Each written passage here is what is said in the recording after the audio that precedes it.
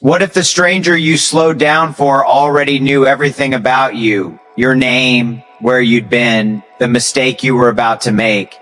I'm not telling this to scare you. I'm telling it because I ignored all the warning signs we're supposed to respect. Empty highway, midnight, no cell signal, a figure standing alone with their thumb out, like a question I didn't want to answer. I told myself it was kindness, that I was experienced and in control, but the moment he smiled before I even rolled down the window, I felt it.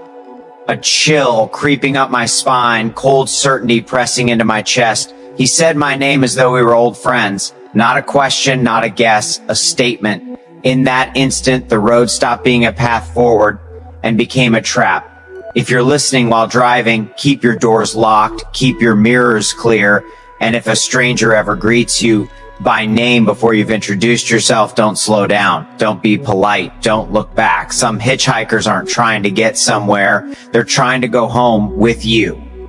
That night, the sky was black like wet asphalt, the stars pinned in place like the world had forgotten to move. The radio was static, and half songs bleeding into one another. And the first time I saw him, I should have driven past, should have ignored him, but I didn't. And that is when my life became a nightmare I would never escape. I was driving west on a deserted 2-lane highway in northern Arizona, a road few maps bother to mark, the kind of place locals swear by and outsiders avoid. Midnight had come and gone, and the radio was nothing but static, with the occasional half-song cutting through the static. The air in the cab smelled faintly of coffee and leather, and the hum of the engine was my only company. That's when I saw him. A figure standing just beyond the reach of my headlights, arm raised, thumb out, no backpack, no jacket, just dark clothing that absorbed the light. I should have kept driving. Every instinct screamed that this was wrong, but I slowed anyway. Decency or stupidity, I couldn't tell which. As I rolled closer, he smiled before I even said a word. "Thanks, Mark," he said softly, leaning toward the window. My hands tightened on the wheel. I hadn't spoken. I hadn't opened the door. I hadn't told him my name. How do you know my name?" I stammered. He laughed, a soft, quiet sound that made my skin crawl. "You always ask that," he said. And just like that, he slid into the passenger seat.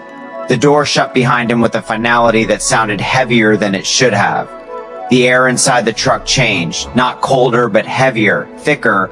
Like breathing through wet cloth, he smelled faintly of rain and something older, like dust that had been trapped for decades. I pulled back onto the highway, eyes flicking to the mirrors, to the road, to him. His face didn't sit right. The features were correct, but the imperfections that make someone human weren't there. He watched me drive with a focus that made my stomach twist.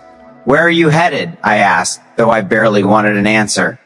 "Same place as you," he replied. "I always am." Miles stretched endlessly. Landmarks I knew, a leaning mile marker, a dead barn, a line of dead trees, appeared again as if I were seeing them for the first time. I convinced myself it was fatigue. I turned the radio up, but the static turned into whispers. Under the hum of the engine, I could hear them murmuring, indistinct but insistent. The hitchhiker tilted his head, listening. "They're getting impatient," he said. I asked who. He finally looked at me fully, and for the first time his smile faltered. "You really don't remember," he said. "That's okay. You will." I tried to focus on the road, but the yellow lines began to blur, doubling and converging like something alive. The speedometer slipped down even when I pressed the gas. The fuel gauge didn't move. My phone flashed unknown notifications with blank messages vibrating incessantly. I attempted to turn onto a side road. The truck resisted, steering as if it had a mind of its own. He leaned back almost casual, smiling again. "You did this once before," he whispered. "Different road, same night. You picked me up then too." My heart pounded. I told him he was lying. He laughed softly. "You always say that," he replied. The sky ahead darkened unnaturally. Stars disappeared one by one. The headlights revealed figures standing on the road, dozens of them motionless, smiling. I slammed the brakes. The truck shuddered but kept moving. "Don't look at them," he said. "They'll think you're volunteering." their faces pressed against the glass, then blurred into the night.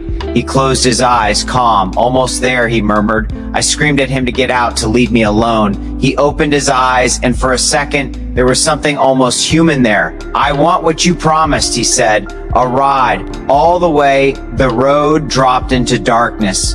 The car slowed as if swallowed by the night itself. Eyes watched from everywhere. He stood, impossibly tall, brushing the roof. "You can still walk away," he said, "but someone else will have to pick me up." I thought of every loved one, every face that would wonder where I'd gone. I shook my head. "No," I said, "get out." He smiled wider than before. "Thank you," he said. Stepping through the door as if it weren't there, the car lurched to a stop. The night returned to normal. Stars came back. The radio hummed quietly. I was alone on a familiar highway, dawn bleeding into the horizon. I drove until my hands went numb. I never took that road again. I never picked up hitchhikers. But sometimes, late at night, when the radio crackles between stations, I hear a voice say my name, softly, patiently, like a promise already kept. And I keep driving because I know if I stop, he'll be waiting with his thumb out, smiling, patient, certain I owe him the rest of the ride.